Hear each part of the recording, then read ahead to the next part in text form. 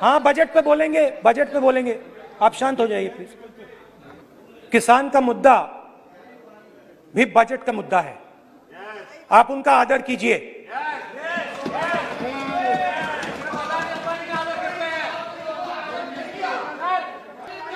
Sir आपने mic बंद कर दिया, बोलने दीजिए, बैठिए। माइक बंद कर दिया सर आपने। सर बैठिए, आप क्यों डिस्टर्बेंस कर। खैर, इससे होगा क्या? जब ये कानून लागू होंगे तो जो इस देश के किसान हैं, इस देश के मजदूर हैं, छोटे व्यापारी हैं, इनका धंधा बंद हो जाएगा। इनमें से किसानों की खेत चली जाएगी, किसान को सही दाम नहीं मिलेगा, छोटे दुकानदारों की दुकान बंद हो जाएगी और सिर्फ दो लोग, हम दो और हमारे दो इस देश को चलाएंगे। हिंदुस्तान का फूड सिक्योरिटी का सिस्टम है वो नष्ट हो जाएगा और पहली बार सालों बाद एक बार फिर पहली बार हिंदुस्तान के लोगों को भूख से मरना पड़ेगा। रूरल इकोनॉमी नष्ट हो जाएगी और ये देश रोजगार नहीं पैदा कर पाएगा।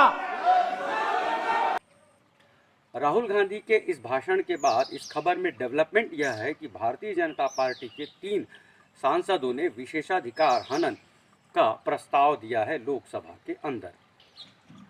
लोकसभा टीवी को साभार देते हुए हम यह बताना चाहते हैं कि इस भाषण को हमने 3 से 4 बार सुना। हम यह भी बता देना चाहते हैं कि संसदीय प्रक्रियाओं की हमें ज़्यादा जानकारी नहीं है। फिर भी जब इस भाषण को हमने बार बार सुना तब पाया कि राहुल गांधी, कांग्रेस अध्यक्ष रहे राहुल गांधी, किसान अडानी अंबानी की बात कर रहे हैं। भले ही उन्होंने अडानी और अंबानी की बात अपने मुंह से नहीं कही है, उन्होंने किसानों की बात की, छोटे व्यापारियों की बात की, ठेले खोमचों वालों की बात की और आम लोगों की बात की। फिर भी यह आश्चर्य की बात है कि भारतीय जनता पार्टी के 3 सांसदों ने विशेषाधिकार हनन का प्रस्ताव दिया है सदन के अंदर। इन 9-10 महीनों में राहुल गांधी ने भारत और चीन के विवाद पर बात की है, बढ़ती महंगाई पर बात की है, पेट्रोल डीजल की बढ़ती कीमतों पर बात की है और किसानों के साथ ही आम लोगों के बारे में बात की है। किसान आंदोलन से जुड़े एक ट्वीट को एडिट करने के आरोप में बेंगलुरु की दिशा रवि गिरफ्तार की जा चुकी हैं और उन्होंने कोर्ट से यह गुहार लगाई है कि उनके ट्वीट को आम लोगों के सामने जाहिर नहीं किया जाए। एक तरह से मीडिया ट्रायल को रोकने की उन्होंने शायद बात कही है। भारतीय जनता पार्टी डीजल और पेट्रोल की कीमतों को शायद देश हित में ही मान रही है, लेकिन भारतीय जनता पार्टी के कोटे से राज्यसभा के सांसद सुब्रमण्यम स्वामी ने भी ट्वीट करके बढ़ती पेट्रोल और डीजल की बढ़ती कीमतों को लेकर आलोचना की है।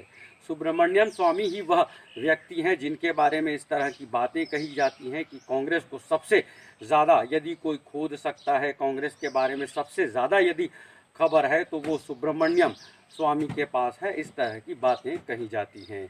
उन्हीं सुब्रमण्यम स्वामी ने, जिनके चलते ही शायद राहुल गांधी प्रधानमंत्री नहीं बन सकते, मंत्री नहीं बने यूपीए के कार्यकाल में बात की जा सकती, उन्हीं सुब्रमण्यम स्वामी ने डीजल और पेट्रोल की बेतहाशा बढ़ती कीमतों के लिए केंद्र सरकार की आलोचना कर दी है और इस तरह की आलोचना के लिए राहुल गांधी पर विशेषाधिकार हनन का प्रस्ताव लाया गया है। आज के अखबार के फ्रंट पेज पर खबर यह भी है कि चीन की मीडिया ने मान लिया है कि भारत और चीन के बीच सीमा विवाद जब हुआ था, झड़प हुई थी, तब 5 चीनी सैनिकों की मौत हुई है। यह माना है चीन की मीडिया में। तब याद कर लीजिए कि राहुल गांधी बार बार यह कहते रहे थे कि चीन के जवान, चीनी सेना के लोग भारत की सीमा तक 19 किलोमीटर तक अंदर आ गए हैं।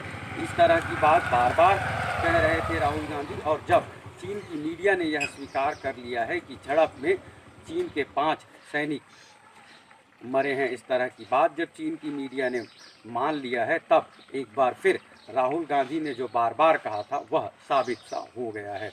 ऐसे में यदि विशेषाधिकार हनन का प्रस्ताव लाया गया है तब यह कितना उचित है या अनुचित, यह हम आप सब पर छोड़ते हैं। आप देख रहे थे headline36.com। आप सबका बहुत बहुत शुक्रिया। हमारे वीडियोस अच्छे लगते हैं तो लाइक करें, कमेंट करें और सब्सक्राइब भी करें। पुनः आप सबका बहुत बहुत शुक्रिया।